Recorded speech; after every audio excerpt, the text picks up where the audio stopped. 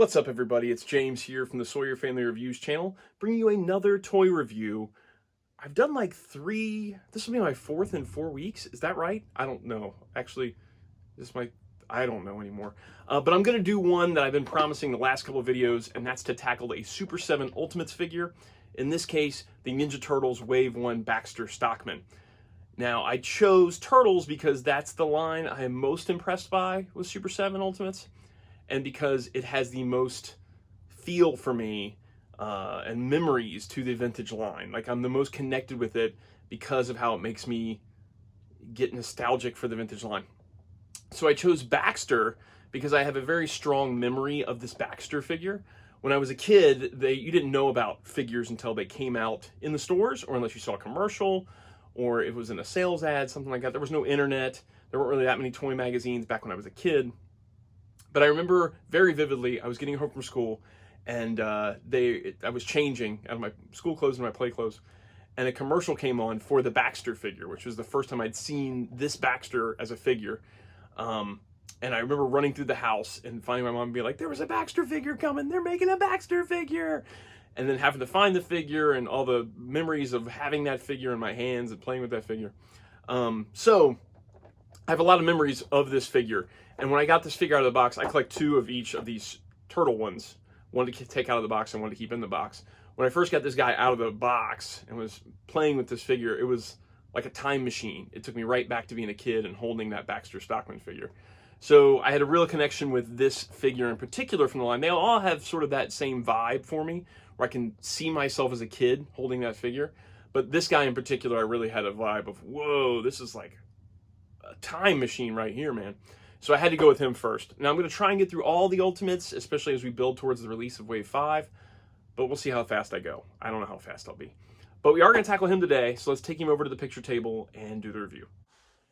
As always, we start things off with a look at the figure's box before we take a look at the figure itself. So for the Super 7 Ultimates, they each come in these brown mailer boxes. This started way back in the Motu Classics days, where they first started sending the figures out in these white mailer boxes, which then eventually became brown mailer boxes. So Super 7's kind of continued this trend with their stuff, where you get the protective brown mailer box.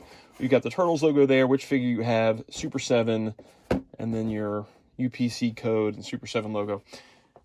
That's fine. And then inside that box, you get the figures box. And now all the Super 7 Ultimates have the same style of box for the most part. There are a few exceptions, but for the most part, they all have this trapezoidal shape with a slip cover that lifts up pertaining to each line. So in the case of Turtles, there's the Turtles logo in the back, purple sleeves for the bad guys, and green sleeves for the good guys.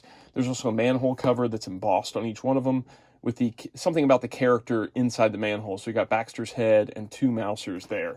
So this just pulls right up like that. Now in the case of this one, like I said in the beginning of the video, I have one in the box and I have one I keep out of the box. Now this one, right off the bat, these panels were pushed down by the slipcover, which is kind of a bummer if you're a mint and box collector. I don't really care how mint the box is. I just like having one boxed and one open. But you get this full view of the figure. You get Teenage Mutant Ninja Turtles logo, the name, this blue brick motif, bluish purple brick motif on the bad guys. It's got all this graffiti and stuff. Now, originally, when they first showed this line, this entire packaging looked a lot more like the vintage figure packaging. But apparently, something to do with licensing with Playmates made it so they had to change that. We get the Ninja Turtles logo up top. Yes, I would prefer it to look like the vintage card back, but what can you do? Then there is a very long write-up about Baxter on the back here. I don't know if I'm going to read it all. I'm going to read it. Baxter Stockman, a man with the mind of a scientist and the body of a common housefly, buzzes around town, annoying the turtles and other decent reptiles. Created accidentally in Dimension X by a malfunctioning disintegrator unit, Baxter flurried himself into an avenging frenzy. Convinced by Shredder that the turtles were solely responsible for his rebirth as an insect, Baxter now vents his hostilities towards our half-shelled heroes. You get this little Turtles logo thing here. I guess it's a fuse box, maybe, that's been painted on. It's cool packaging. I like it. I wish it looked like that vintage card back, yes, but I do still really like it. I think it's colorful. I like that it's villain or hero specific. It's just packaging. It is what it is. It's classy. It's nice. It makes it feel like it's a premium collectible, right? Okay, but you don't care about the box. Let's get him out of there. We don't have to get him out of there. I've already got one out of there. What are you talking about? Okay, and here we have Baxter out of the box. Now, he does come with, I'm going to cover accessories and hands and all that stuff first, as always. Now, he comes with a really cool accessory, the Mouser. We're going to put him off to the side for now, though, because he's going to get sort of special treatments as he's a more special accessory. Baxter comes with a set of gripping hands, sort of gun triggery type of hands on the figure. Then he comes with 3 other sets of hands. Yes, 3 other sets of hands. He's got a pair of fisted hands. So he's got these guys here. Now, each of them has a wedding band painted on the left hand, which is pretty cool. It's a detail that's on the vintage figure, but it's not painted. Let's bring the vintage figure over here for a second. So you can see that this has a ring on his finger. Now, when I was a kid, I didn't think it was a wedding band. I thought it was more like a class ring or something. And it does look like it has like a gem in it, so I don't really know why they've made it into a wedding band now. I think I would prefer it to be like a class ring, because I don't really think of Baxter as being married. But it is cool that they catch all these little details from the vintage figures and reinterpret them in these figures. Stuff like Bebop's knee brace, which is kind of blended into the sculpt on the vintage figure. It's not really highlighted with paint or anything, but it's a very intricate piece on the new release, the Super 7 figure. So little details like that ring, it's cool to see him bring that into this figure. Then we've got a set of open hands, again with that painted gold ring. And then we've got a set of extra gripping hands, but these are more like holding a cylindrical item instead of a trigger hand, because he comes with both a gun and his fly swatter thing, his turtle swatter. So the turtle swatter fits really well inside this hand that's meant to hold, you know, like a broom or a bow staff or something like this. The only thing about this is that when you get this hand on to hold it, it's almost impossible. Well, I guess you can get it on there, but you can just barely get that base piece on if you're using this hand. And like I said, he's got trigger hands going. We've already shown one of the accessories. Let's talk about the other one first. He's got this retro mutagen gun from the cartoon. So he's got that, and that fits well in these gun gripping hands. And then the reinterpretation of the vintage toys weapon, which is his like powered fly swatter thing. And it's actually got the turtle painted on it, that squashed turtle on there. Now, the thing about this is it has this base piece. Now, on the vintage figure, I keep trying to bring him back over. So on the vintage figure, that piece can kind of hook around the arm, as you see, like the base piece. But on this one, it's way too tight. There's no way you can get this piece around there. I've heard of people putting it on the gun, like actually fitting it over the gun for this kind of look, which is an interesting idea. Yeah, like putting it like that and making it into some kind of weird gun thing, I guess. For me, though, I just usually leave this piece off and just display him with the fly swatter as is. You know, it's a little thing you put on the end of it. What's it really matter? So that is his accessories, except for the Mouser, which we're going to tackle. I guess we'll tackle him now. So we've got the Mouser. Let's Baxter up a little bit. The Mouser is a redo of the wind-up Mouser from the vintage line. So here we've got the wind-up vintage Mouser, and then we've got Baxter's Mouser. So the colors are meant to mimic that with the little foot logo on the top. He is much smaller, but this wind-up Mouser was huge. It was way too big in the old toy line, but it's big to accommodate this spinning, walking, biting feature. This one just has, he's going to keep doing that, isn't he? This one just has articulation in place of that. So we've got swivels at where the hips meet into the body, and then we've got an articulated jaw and a swivel neck. So he's not the most articulated thing in the world, but for being just an accessory, he's pretty awesome. Now, we are going to get reissues of this Mouser. At least I think it's the same sculpt with some tweaks in the Mouser 5-pack. We also got this Mouser in glow-in-the-dark with the glow-in-the-dark Baxter. So there are opportunities to get more Mousers, which is always good because this is one of the few army builders of the Ninja Turtles line. You've got him, you've got Foot Soldiers, Triceratons. But is that it? Is there any other army builders that you guys can think of other than that? Foot Soldiers, Mousers, Triceratons. that's it. So it is cool that they're doing that 5-pack. It's a little on the expensive side, but it's cool to get more Mousers without having to buy more Baxters. All right, on to Baxter. So Baxter, like I said in the opening sequence, was a figure that meant a lot to me as a kid, and he is reinterpreted pretty much perfectly here. I want to bring in this vintage figure so we can just talk about him side by side first. So we've got a vintage Baxter next to the new Baxter. They did a pretty great job of reinterpreting this figure as this, taking all the small details like the syringe in the pocket and redoing it here, the veining chest and the little yellow bow tie. All of the detailing and the sculpt of the vintage figure is here, but it's also excelled by a new paint scheme that brings out all those details that maybe you didn't see before and really highlighting them the way they should be. Now, with the vintage figure, the arms and the wings were actually a separate piece that would pop off. I remember playing with that a lot as a kid and kind of pretending like he was turning back into a human. You can't do that with this one. In this case, it's actually part of the articulation scheme where they're plugged into the back of the back and not a separate piece. That does make it so they're a little more articulated and it flows a little bit better. This can obviously be told it's a clip that's plugging into the back. So it is an updated version of that. It does look really good.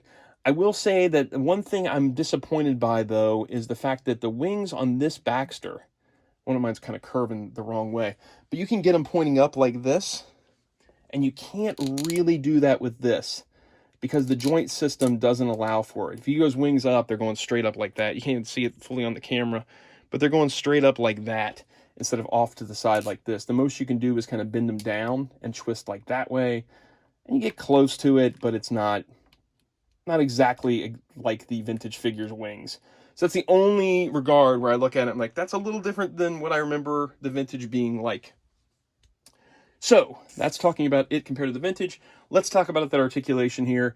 Since we've started talking about with the wings, we've got an ankle joint that will hinge forward to there, hinge back to there, and it swivels around. Then we've got a knee joint, single knee joint that goes back to there, but it also swivels. And then we've got a hip joint that will swivel all around. It's actually, yeah, it's a ball joint. So it's a ball joint that can go all the way around. It has a little bit of trouble when it hits this lab coat getting around, but it's still a pretty decent ball joint. Then we've got swivel at the waist. This white coat part is all rubbery plastic, so it's soft and you can move around the waist pretty easily. And you can see that the chest underneath there is sculpted to a point, but not all the way to the shoulder, so it still has a bit of that white there. Rotation at the shoulder, it's tight. And then sort of feels a little bit ratcheting, yeah, when they hinge out there. We've got a bend at the elbows, again, tight, ratcheting, swivel there, and then we've got elbows that hinge in and out and swivel. And then for the back arms, we've got a swivel and hinge, another swivel and hinge at the elbow, and another swivel and hinge at the wrist. And then we've got that same swivel and hinge where the wings attach into the back. Again, you can't pull off that vintage pose with those, but still pretty cool articulated arms kind of out of the back of here. I mean, just in this back part, we've got 1, 2, 3, 4. If you count a hinge and a swivel as 2 parts, we've got 2, 4, 6, 8, 10, 12, 14, 16 joints right back there. And then we've got a head that's on a ball joint, but it doesn't have a lot of up and down. It mostly just swivels.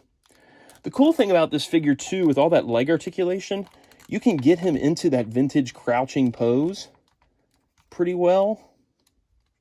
So it makes him a very much smaller character. You got to kind of counterbalance him to get him to stand. Come on now. Yeah, so you can get him crouched down into that vintage pose, but you can also get him extended, which is one of the really neat things I think about this line in general. Look at that. Like, I don't remember the pants being 2 different lengths. That I totally blanked on that, where one goes up to his hip and one comes all the way down to his ankle. But when you get him stretched out like that, you get the twisted look where it's not the same on both sides. I think that's cool looking. But yeah, that's one of the cool things about the Super 7 Ultimates line, especially with these turtles, is the characters that were stuck in a pose before are no longer stuck in that pose. You can get them in that pose if you want. Like you can get Crouching Shredder, you can get a Crouching Foot Soldier, but then you also can extend them to what would be their full height as a character that you couldn't pull off in those vintage figures. Now, when I was a kid, this figure, I didn't notice any of the missing articulation. It was just a fun toy. I wasn't counting joints and going, I wish there was an elbow joint here. I wish it was here. To me, this figure is what I thought I had as a kid when I was playing with it and how detailed it was and all that stuff. This is what I felt like I had. Nowadays, looking back at it, the paint job is a little more primitive and the articulation's not the best, but to me, when I was playing, this is what I had. Okay, so height. When he's fully standing up, the top of his orange hair is right at about 7 inches. So he's a tall guy. He's one of the bigger figures of the line. Sorry, I'm gonna sit that over there. He's one of the tallest figures in the line, but again, most of the time, especially if you're a kid that had a grown-up that had a vintage Baxter, you're gonna have him crouched down like this. The wings will add a lot more height to him, so you can get a lot of different looks out of him. You can have him standing straight up and his wings down. You can have him crouched down with the wings up. Man, he's just a really, really awesome figure. And for being a Wave 1, man, this was the home run of Wave 1. This is a great figure. It's no wonder they did the glow-in-the-dark version of this as the first exclusive, because they had to be proud of how this guy turned out. He is really awesome. So let's compare him to some other figures. So first of all, let's bring in Ultimate's Raphael and put him beside him so you can see how they scale with each other. When he's crouched down, he's about the turtle's height, but as I showed you before, when he gets extended, he dwarfs the turtles, which is how it should be. You know, he's crouched down on an old figure. He should be bigger. Oh, I forgot an accessory. Duh. Each figure also includes this weapons rack. It's the same accessories I showed you, where it's the retro mutagen gun and the fly swatter thing with the little power pack, but they are attached and colored in one color, just like the vintage figure. Not this vintage figure. The vintage figure for Baxter, his weapons were actually colored, but they're getting that vintage vibe of like the first waves and a lot of the other turtles where all the weapons were in one color. I never take these things off the weapons racks. It's a neat idea. It's cool looking to have it standing there sometimes, but it's just not something I need. But I do appreciate that they include them. All right, back to the comparisons. So then we've got, let's see, we'll bring in a movie Leonardo. So that's how he stands up next to a NECA movie turtle. And then just for an Ultimates Classics style figure to see how he stacks up against a more human character, even though he's got a big camera for a head, we've got the Fearless Photog. He's so photogenic that I think I'm going to bring in Fearless Photog for almost every comparison I do. Okay. Now, price-wise, he originally retailed, I believe that Ultimates were $45 at the point where he was released. If I'm not mistaken, they were $45 then.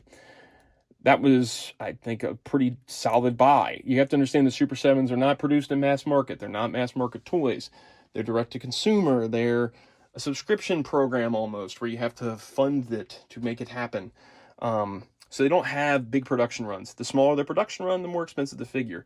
He is loaded out with extra hands, a premium package, the weapons rack, all that stuff. Good amount of articulation, really solid paint apps. So I can justify the Super 7 price point when the quality is so high. They're up to $55 now. I'm still justifying it because I really enjoy the figures. You can get him, though, for way cheaper than that. You can get him for under retail if you shop around enough. You can get him for $35.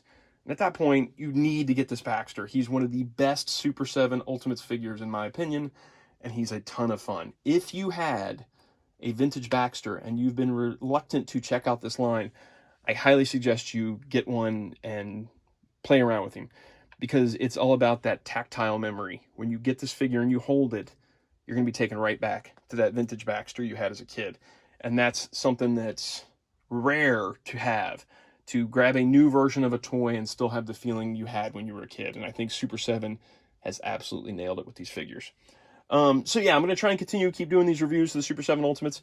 If you want to leave a comment down below and let me know which one you'd like to see me review next, that's cool. A lot of people don't do that, but that's fine. You don't have to. If you enjoy the videos, click the like, subscribe, notify. Follow me on Instagram at Action Features, or on Facebook, facebook.com/Action Features. And I'll see you guys next time. Bye.